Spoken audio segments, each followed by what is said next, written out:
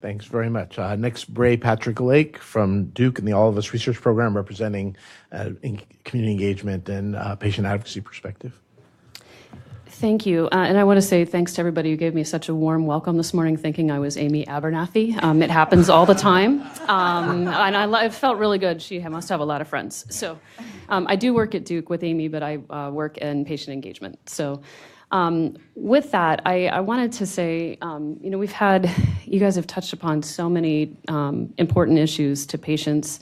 And, even though this is supposed to be, focused on the computational methods, as you pointed out, we need data to work on those methods, and then data comes from people. And so it's really important that we remember people are always at the center of this.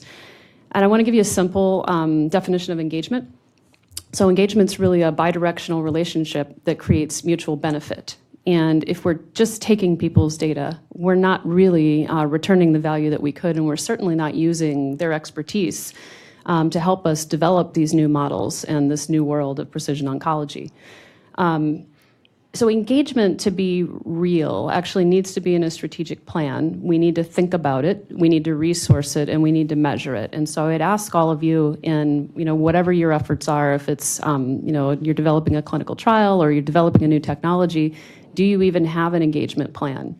I am highly concerned, and I have been since the days that we were writing the vision for what's now the All of Us Research Program, and the racial and ethnic disparities, particularly in oncology. There have been repeated publications, and if we don't actually redouble our efforts to start eliminating those, we're going to get into trouble. So there were a lot of folks that were here in this workshop that could be an excellent resource. Maybe the National Cancer Policy Forum. I don't know if you've had a work group or an advisory council or a think tank, but I would certainly get our minority engagement experts to the table now, because we really need to understand what's causing our minority populations not to be represented in data sets, and really do a root cause analysis. Is it cultural? Is it access? Is it selection bias? Are screenings really available to everyone? We heard very much during the pilot phase of all of this, when we even introduced the concept of precision medicine, our minority communities would say, that's not for me. Even the commercials and anything they see, it's not even reflective of people that look like themselves. That's not their experience when they go into their community-based health centers.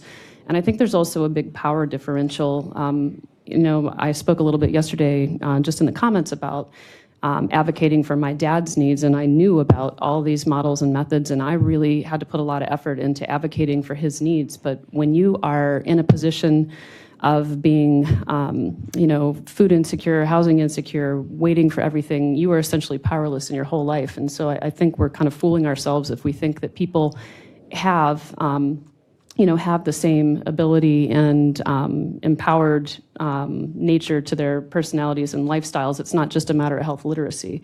There are power differentials that are really serious. So I encourage you all to really think about how you are engaging patients and communities. And if you do see, some of the charts that we saw that have these large swaths of the country that are completely absent and missing, get on it right now. Go ahead and start figuring out what that is. And I encourage this forum to come up with a plan that is measured and that we, get some report out and results to see if we are making progress in this area.